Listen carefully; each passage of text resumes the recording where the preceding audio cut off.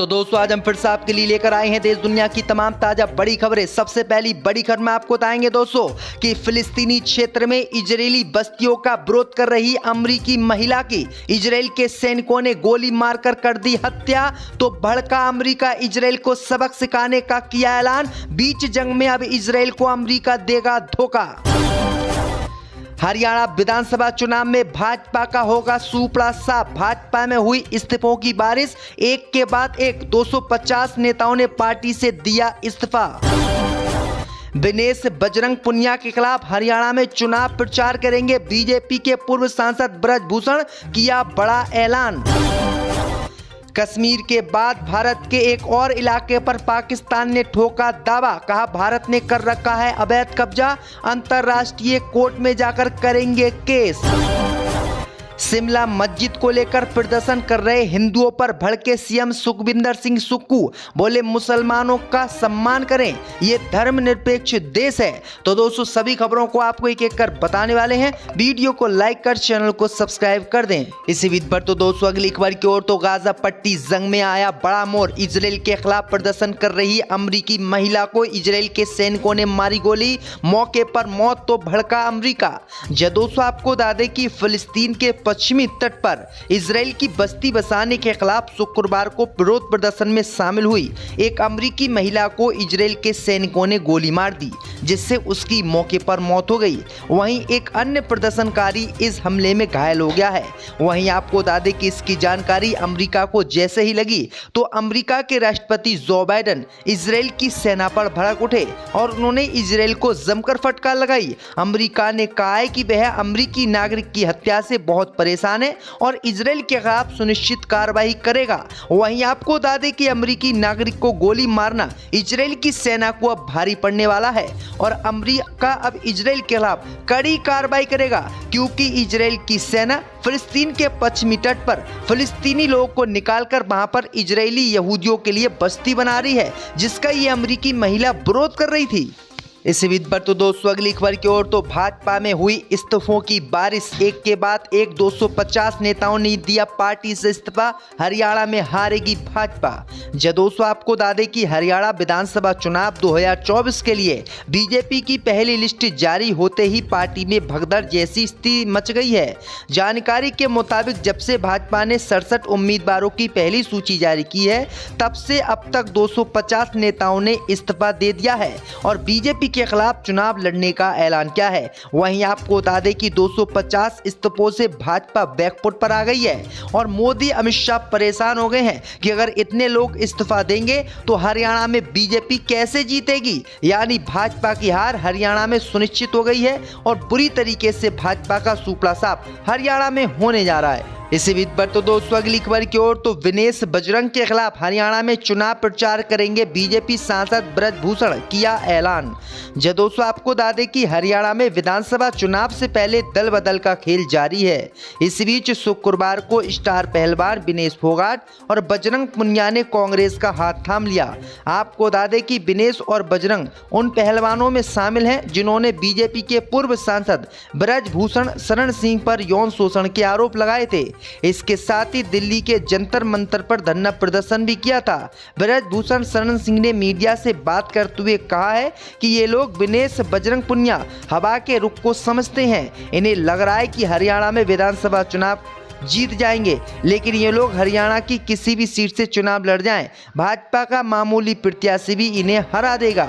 वहीं आपको बता दें कि इसी दौरान ब्रजभूषण ने कहा कि अगर पार्टी अकालमान कहेगा तो वो हरियाणा में जाकर प्रचार करेंगे और दिनेश बजरंग को हराने की पूरी कोशिश करेंगे। लेकिन ब्रजभूषण सिंह को पता नहीं है कि इस समय दिनेश बजरंग पूरे हरियाणा में छाए हुए हैं और ये हरियाणा की हर किसी सीट से ऐसे ही चुनाव जीत जाएंगे। तो ये बड़ी अपडेट आ रही दोस्तों। इसी बीच पर तो दोस्तों अगली खबर की ओर तो कश्मीर के बाद पाकिस्तान ने ठोक दिया भारत के एक और इलाके पर दावा, भारत का बताया अवैध कब्जा, मोदी सरकार की बड़ी चिंता।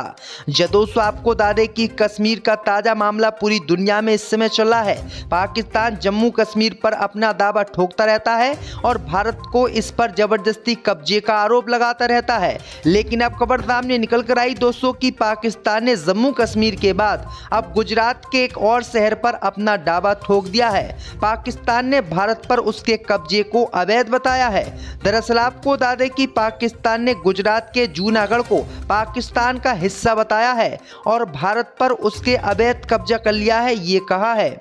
मुमताज जहरा बलोच जो पाकिस्तान की विदेश मंत्री हैं, उनका कहना है कि जूनागढ़ के मुद्दे पर पाकिस्तान बयान हमेशा साफ देता है। 1948 में हमने जूनागढ़ को पाकिस्तान में मिलाया था। मुमताज का कहना है कि जूनागढ़ पाकिस्तान का हिस्सा है, भारत का उस पर अवैध कब्जा है। भारत ने जो किया है वह संयुक्त राष्ट्र चार्टर अंतर्राष्ट्रीय नियमों का खुला उल्लंघन किया है। तो ये बड़ी अपडेट आ रही है दोस्तों।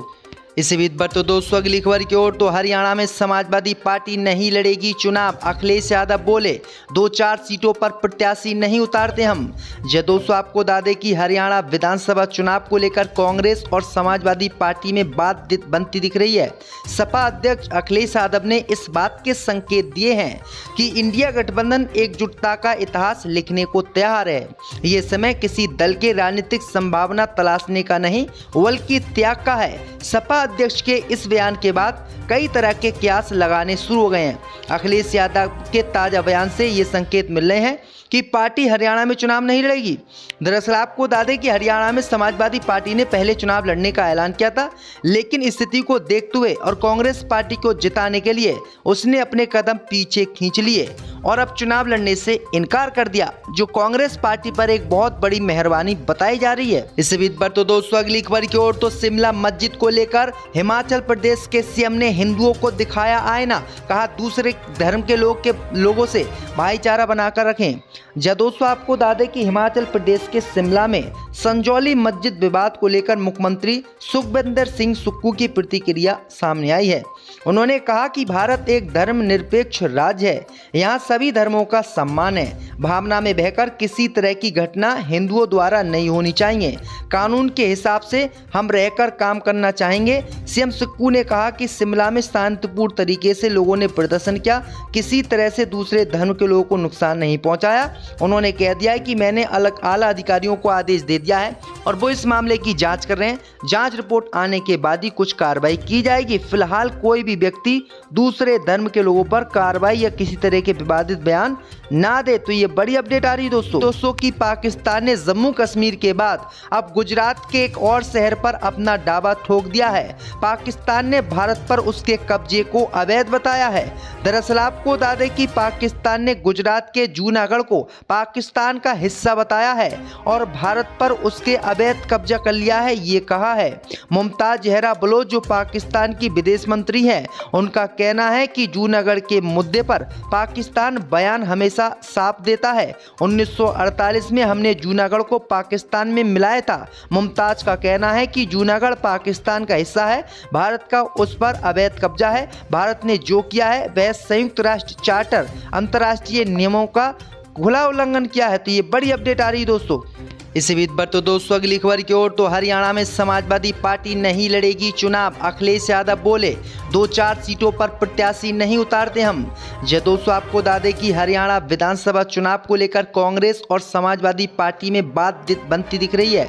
सपा अध्यक्ष अखिलेश यादव ने इस बात के संकेत दिए हैं कि इंडिया गठबंधन एकजुटता का इतिहास लिखने को तैयार है।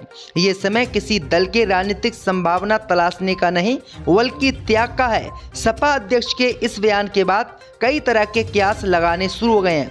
अखिलेश यादव के ताजा बयान से ये संकेत मिल रहे हैं कि पार्टी हरियाणा में चुनाव नहीं लड़ेगी। दरअसल आपको बता दें कि हरियाणा में समाजवादी पार्टी ने पहले चुनाव लड़ने का ऐलान किया था, लेकिन स्थिति को देखते हुए और कांग्रेस पार्टी को जिताने के लिए उसने अपने कदम पीछे खींच लिए और अब चुनाव लड़ने से इनकार कर दिया, जो कांग्रेस पार्टी पर एक बहुत बड़ी मेहरबानी बताई जा रही है। इस बीच पर तो दोस्तों अगली खबर की ओर तो शिमला मस्जिद को लेकर हिमाचल प्रदेश के सीएम ने हिंदुओं को दिखाया आईना, कहा दूसरे धर्म के लोगों से भाईचारा बनाकर रखें। जब दोस्तों आपको बता दें कि हिमाचल प्रदेश के शिमला में संजौली मस्जिद विवाद को लेकर मुख्यमंत्री सुखविंदर सिंह सुक्खू की प्रतिक्रिया सामने आई है। उन्होंने कहा कि भारत एक धर्मनिरपेक्ष राज्य है, यहाँ सभी धर्मों का सम्मान है। भावना में बहकर किसी तरह की घटना हिंदुओं द्वारा नहीं होनी चाहिए। कानून के हिसाब से हम रहकर काम करना चाहेंगे। सीएम सुक्खू ने कहा कि शिमला में शांतिपूर्ण तरीके से लोगों ने प्रदर्शन किया, किसी तरह से दूसरे धर्म के लोगों को नुकसान नहीं पहुंचाया। उन्होंने कह दिया है कि मैंने आला अधिकारियों को आदेश दे दिया है और वो इस मामले की जांच कर रहे हैं। जांच रिपोर्ट आने के बाद ही कुछ कार्रवाई की जाएगी। फिलहाल कोई भी व्यक्ति दूसरे धर्म के लोगों पर कार्रवाई या किसी तरह के विवादित बयान ना दे। तो ये बड़ी अपडेट आ रही है दोस्तों।